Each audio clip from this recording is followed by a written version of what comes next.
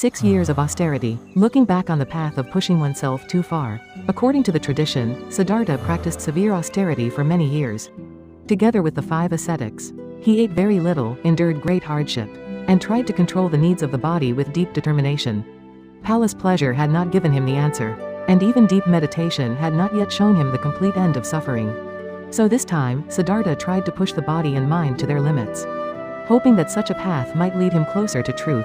But after 6 long years of austerity, he began to see quietly that tormenting himself was also not the final way beyond suffering. Today's story continues from the time when the 5 ascetics stayed near Siddhartha, and together, they entered a long period of hard and silent practice. They moved far away from the pleasures of ordinary life. Their words became few, their food became little, the things that gave comfort to the body were slowly left behind. Siddhartha had already left the soft beds, fragrant food, beautiful music, and fine clothing of the palace. Now he stood on a path where comfort was treated almost like an enemy, and the body was something to be restrained again and again. The tradition says that his austerity was extremely severe. Siddhartha reduced his food more and more. He endured hunger, weakness, and long hours of stillness. He tried to master the body, the breath, and the movements of desire. The body that had once belonged to a prince became thin and weak. The face that had once carried the dignity of Kapilavastu became hollow with effort and silence. But Siddhartha did not stop easily. He was not doing this because he loved pain. He was not trying to prove that suffering itself was noble. He was searching for the end of suffering, and he was willing to test this harsh path with his whole life. If desire tied beings to pain, perhaps cutting desire at the root through severe discipline would open the door. If the body pulled the mind into craving, perhaps denying the body might free the mind. The 5 ascetics watched him closely. To them, Siddhartha must have seemed extraordinary. He had abandoned royal life. He had reached high states of meditation and still moved on. Now he was practicing austerity with a seriousness that few could match. They may have believed that this man would surely reach awakening before anyone else. His body was growing weaker, but his determination seemed almost unbreakable. So they stayed near him. They shared the silence. They shared the hunger. They shared the long days of practice in forests and quiet places. Around them, the world continued as always. Trees moved with the wind. Rivers flowed. The sun rose and set. But in that small circle of seekers, life became narrow, strict, and intense.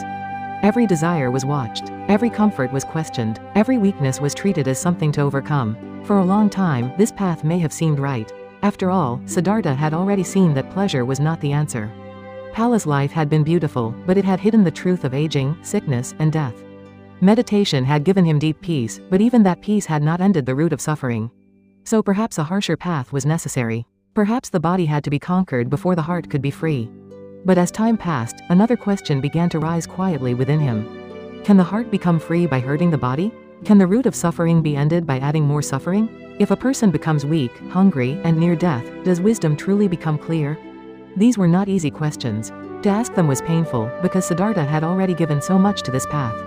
He had not practiced lightly. He had not tried for a few days and then turned away. The tradition speaks of 6 years, a long time of endurance, discipline, and sacrifice. He had gone deeply into austerity, not as a show, but as a serious search. Because of that, he could also see its limit more clearly. This is one of the quiet strengths of Siddhartha's journey. He did not cling to pleasure when he saw its limit. He did not cling to deep meditation when he saw that it was not final. And now, even after years of hard practice, he did not cling to austerity simply because he had suffered for it. He was willing to be honest, even when honesty meant admitting that a path he had followed for many years was not the complete answer. His body was tired, his strength was nearly gone. The 5 ascetics may have seen him as the greatest practitioner among them, but Siddhartha himself was beginning to see something different. Too much comfort was not the way. But too much pain was not the way either. A body pushed close to death could not easily support clear wisdom. A mind trapped in weakness and suffering could not see freely. The answer was not yet fully formed in him. The middle way had not yet been spoken. Sujata's offering had not yet come. The Bodhi tree was still ahead. But somewhere within his exhausted body and quiet mind, a new understanding was beginning to appear. The path to freedom could not be found by drowning in pleasure, but it also could not be found by destroying oneself. The 5 ascetics may not have understood this change. To them, if Siddhartha stepped back from severe austerity, it might look like weakness. They may have thought he was giving up the path. They may have felt disappointed or even turned away in their hearts. But Siddhartha was not returning to palace pleasure. He was not running from discipline. He was simply seeing that self-torment was not liberation. This was not failure. It was the wisdom that can come only after a path has been tested deeply. Sometimes people believe that effort must always mean pushing harder. They think that if they are tired, they must force themselves more. If they are hurting, they must endure without question. If they are not free yet, they must punish themselves until something changes.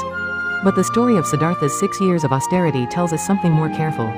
Effort is precious, but effort without wisdom can become another form of suffering. Siddhartha had the courage to endure. But he also had the courage to look at endurance itself and ask whether it was truly leading to freedom. That second courage may be even harder. It is hard to stop when others admire our struggle. It is hard to question a path after giving years to it. It is hard to admit that we may have mistaken severity for truth. Yet Siddhartha did not protect his pride more than he loved truth. He looked honestly at the path before him. He looked honestly at his own weakened body. He looked honestly at the unanswered question still alive in his heart. And slowly, the way ahead began to change. This is how the story of Siddhartha's 6 years of austerity quietly comes to a close. It reminds us that not every hard path is a wise path, and not every form of suffering leads to freedom. To endure can be noble, but to understand when endurance has become self-destruction is also wisdom. There are times in our own lives when we push ourselves too far while searching for an answer. We may believe that if we suffer more, work harder, sleep less, eat less, or silence our needs, we will finally become worthy of peace. But true peace may not come from breaking ourselves. It may begin when we learn to see ourselves with honesty and compassion. May the tired places within us not be blamed, but gently understood. And may we learn to walk a path that leads not to self-torment, but to wisdom, compassion, and a deeper peace.